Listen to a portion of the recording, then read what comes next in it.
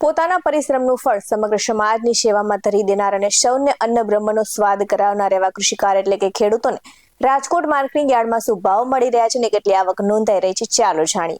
નમસ્કાર દર્શક મિત્રો, બેસ 9 ટીવી ન્યૂઝમાં આપની સાથે હું છું નેહા પટેલ। ખેડૂતો માટે તીર્થધામ સમૂહ ગણાતું રાજકોટ માર્કેટિંગ યાર્ડમાં તાલુકા અને ગામડામાંથી ખેડૂતો પોતાની જણસી વેચવા આવતા હોય છે।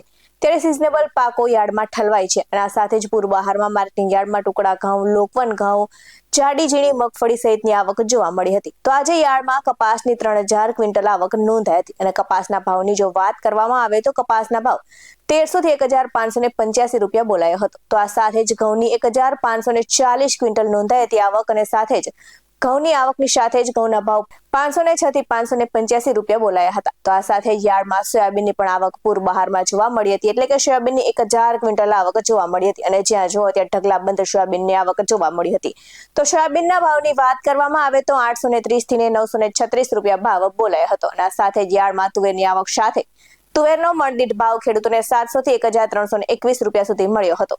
તો યાર્ડમાં વિવિધ જાતના તેલીબિયાની પણ આવક જોવા મળી હતી અને યાર્ડમાં જાડી મગફળીની આવકની વાત કરવામાં આવે તો 26000 ક્વિન્ટલ મગફળીની આવક સાથે ખેડૂતોને મગફળીનો ભાવ 1050 થી 1440 રૂપિયા બોલાયો હતો। તો આ સાથે જ ઝીણી મગફળીનો ભાવ પણ બોલાયો હતો અને સાથે જ ઝીણી મગફળીની આવક 16000 ક્વિન્ટલ નોંધાઈ હતી અને ઝીણી મગફળીના ભાવની જો વાત કરવામાં આવે તો 1010 થી 1410 રૂપિયા ભાવ બોલાયો હતો। તો આ સાથે જ યાર્ડમાં એરંડાની આવક જોવા મળી હતી અને એરંડાનો મણદીઠ ભાવ 1130 થી 1270 રૂપિયા બોલાયો હતો। તો તલની આવક સાથે ખેડૂતોને તલનો મણદીઠ ભાવ 1751 થી 2250 રૂપિયા બોલાયો હતો।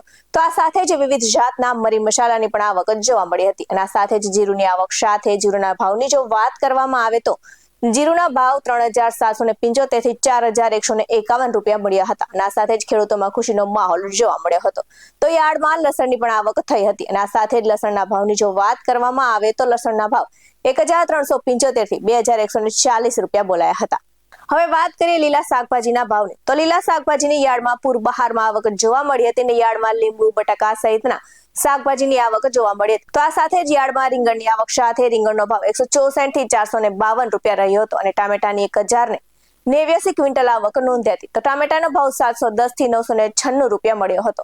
તો આ સાથે જ યાર્ડમાં વેલા પર થતા વિવિધ જાતના અવનવા શાકભાજીની પણ આવક જોવા મળી હતી। તો તુરિયાની આવક સાથે તુરિયાનો ભાવ 708 રૂપિયા થી 1011 રૂપિયા મળ્યો હતો। તો કારેલાની પણ આવક જોવા મળી હતી અને કારેલાના ભાવની જો વાત કરવામાં આવે તો કારેલાના ભાવ 407 થી 629 રૂપિયા રહ્યા હતા। સાથે જ ગલકાની આવક સાથે ગલકાના ભાવ 307 થી 502 રહ્યા હતા। તો લીલા મરચાની પણ આવક જોવા મળી હતી અને લીલા મરચાના ભાવ 416 થી 809 રૂપિયા બોલાયા હતા।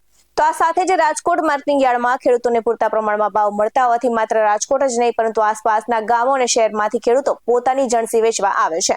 શ્રી સરદાર વલ્લભભાઈ પટેલ મુખ્ય માર્કેટિંગ યાર્ડની આજના ભાવની વાત કરીએ તો કપાસ બીટીનો ભાવ 1300 થી 1585 રહ્યો હતો, બાજરીનો ભાવ 330 થી 397 રહ્યો હતો, તો અડદનો ભાવ 850 થી 1540 બોલાયો હતો। આ સાથે જ વાલનો ભાવ 621 થી 1111 રહ્યો હતો, તો વટાણાનો ભાવ 300 થી 1350 બોલાયો હતો, તો સૂરજમુખીનો ભાવ 801 થી 801 રહ્યો હતો, ત્યારે શુવાનો ભાવ 1400 થી 1471 રહ્યો હતો અને આ સાથે જ કાળા તલનો ભાવ 3490 થી 5100 રહ્યો હતો અને આ સાથે જ દાણીનો ભાવ 1450 થી 1990 બોલાયો હતો।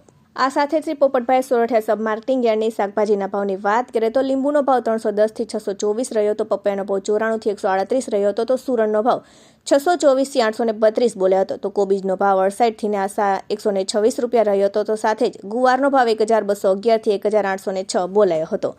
તો કારેલાનો ભાવ 407 થી 629 બોલાયો હતો, કાકડીનો ભાવ 207 થી 451 બોલાયો હતો અને આ સાથે જ બીટનો ભાવ 156 થી 277 બોલાયો હતો। આવા જ વધુ અહેવાલ સાથે ફરી મળતા રહીશું। તમે અમારી YouTube ચેનલને સબસ્ક્રાઇબ કરવાનું અને અમને Facebook અને Instagram પર ફોલો કરવાનું ભૂલશો નહીં। બાકી નવી અપડેટ્સ મેળવવા માટે આપ જોતા રહો બેસ 9 ટીવી ન્યૂઝ। નમસ્કાર।